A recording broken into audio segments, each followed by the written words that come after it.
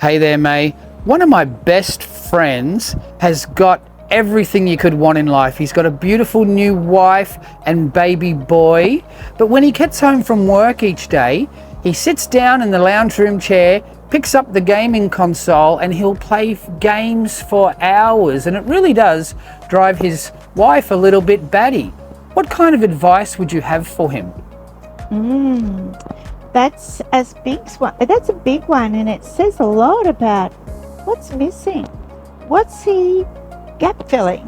What's the story behind that story? What's the game behind that game? Why does he need to have a game to distract him? So he evidently has maybe an addiction.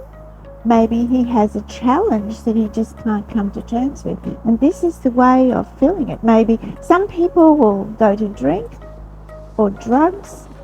Even coffee can be an addiction. Shopping can be an addiction. Sex addictions. You wouldn't know anything about that anyway, Marcus, but we all have addictions of some kind. So this guy, unless he does something about it, will lead him into the abyss that he can't fix. The gap will get wider and wider.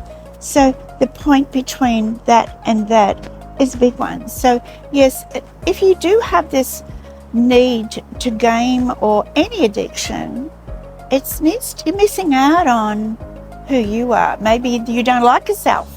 Maybe there's something that's happened, a trauma, that you have to do this to cover up that trauma, which can be agonizing, because I know I've been through traumas. I've had deaths and all sorts of violence in the family and mental illness. I come from a long line of schizophrenics and no-hopers and naysayers. So we lived in that era of living with that aggression. So sometimes these little things take the place of the gap that you just don't know how to fill. So we gap fillers can sit down and talk to you about maybe some exercise, maybe feeling good about yourself. Getting your body will give you those endorphins and the dopamine fixes that can replace and give you something more productive to live for.